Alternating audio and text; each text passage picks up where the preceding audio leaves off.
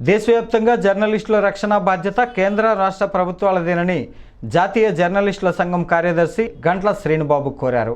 పాత్రికేయుల రక్షణ కోసం ప్రభుత్వాలు ప్రత్యేకంగా చట్టం చేయాలని 2 దశాబ్దాలుగా పాత్రికేయ సంఘాలు కోరుతున్నాయని అన్నారు.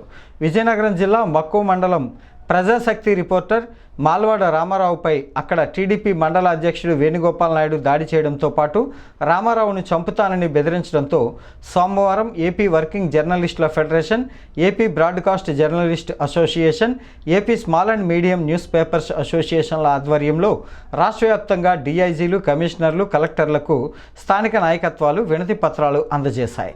రాష్ట్ర కార్యవర్గం పిలుపు మేరకు విశాఖలో కూడా విశాఖ డీఐజీ గోపీనాథ్ జెట్టి కార్యాలయంలో జర్నలిస్టులంతా కార్యాలయ మేనేజర్ సూర్యారావు, సిసి గణేష్లను కలిసి వినతి పత్రాన్ని అందించారు. అంతకుముందు ఏయూ అంబేద్కర్ విగ్రహానికి వినతి పత్రాలు అందించి అక్కడి నుంచి జర్నలిస్టులంతా ర్యాలీగా డీఐజీ కార్యాలయానికి చేరుకున్నారు.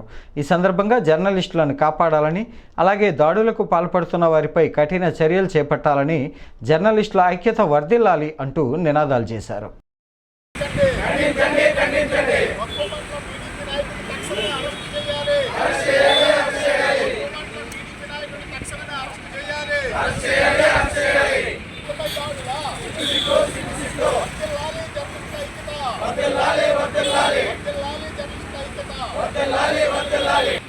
నమస్కారం. మరి ఈరోజు విజయనగరం జిల్లా మక్కువ మండలం ప్రజాశక్తి రిపోర్టర్ రామారావు గారిపై మరి అక్కడ తెలుగుదేశం పార్టీ మండల అధ్యక్షుడు వేణుగోపాల్ నాయుడు గారు మరి ఒక వార్త రాసినందుకు ఎమ్మెల్సీ ఎన్నికల నిబంధనలు పట్టవా అని ఒక వార్త రాసినందుకు ఆయనపై దౌర్జన్యం చేయడమే కాకుండా నేను నీ కుటుంబాన్ని అంతు చూస్తాను, బెదిరిస్తూ చంపేస్తానని చెప్పేసి మరి బెదిరించారు. దీంతో ఆ ప్రజాశక్తి విలేకరి తీవ్ర భయభ్రాంతులు చెంది మరి ఈ విషయం సాటి జర్నలిస్టులు చక్కగా వాళ్ళందరూ కూడా దీన్ని ప్రభుత్వం దృష్టికి తీసుకెళ్లాలని భావించారు. అందులో భాగంగానే ఈరోజు రాష్ట్ర వ్యాప్తంగా ఆంధ్రప్రదేశ్ వర్కింగ్ జర్నలిస్టుల ఫెడరేషన్, అలాగే బ్రాడ్కాస్ట్ జర్నలిస్ట్ అసోసియేషన్, అలాగే వివిధ యూనియన్ల సహకారంతో ఈరోజు రాష్ట్ర వ్యాప్తంగా ఉన్న అన్ని డిఐజీ కార్యాలయాలు, అలాగే జిల్లా కలెక్టర్ కార్యాలయాల్లో వినతి పత్రాలు ఇవ్వడం జరిగింది. ప్రధానంగా మరి వీళ్ళంతా కూడా జర్నలిస్టులు ఎప్పుడూ కూడా నిరంతరం సమాజాభివృద్ధి కోసం పాటుపడేవారు. మరి జర్నలిస్టులను చంపేస్తాం, నరికేస్తాం అనేది అది ఎంతవరకు ఆలోచించుకోవాలి. కాబట్టి ఈ విషయాన్ని ప్రభుత్వం కూడా సీరియస్గా తీసుకొని అక్కడ మండల టీడీపీ అధ్యక్షుడు వేణుగోపాల్ నాయుడుపై చర్యలు తీసుకోవాలని డిమాండ్ చేస్తూ ఈరోజు మేము ఇక్కడ విశాఖపట్నంలో ఉన్న జర్నలిస్టులు అందరం కూడా డిఐజీ గోపీనాథ్ గారి జెట్టి కార్యాలయానికి వచ్చి మరి వినతి పత్రం సమర్పించడం జరిగింది.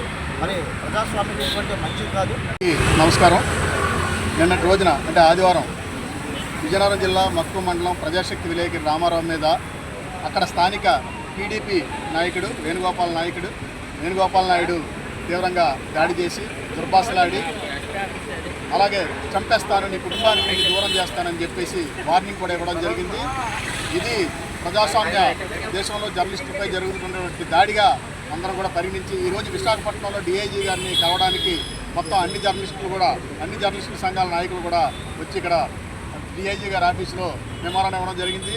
జర్నలిస్టులను రక్షించే బాధ్యత ప్రభుత్వానిదే, జర్నలిస్టులపై దాడులను ఆపాలని చెప్పేసి మేము కోరుతూ ఉన్నాం. గతంలో కూడా చాలా దాడులు ఈ రకంగానే ప్రభుత్వంలో జరుగుతూ ఉన్నాయి జర్నలిస్టుల మీద. నిన్న ఆ రకంగా దాడి అనేది జరిగింది. ఇంకా చంపేస్తారనేటువంటి భయాందోళనతో అక్కడ ప్రజాశక్తి విలేకరి రామారావు ఈరోజు మొత్తం అందరు జర్నలిస్టులందరినీ కూడా కోరడం జరిగింది, రక్షణ కోరడం జరిగింది.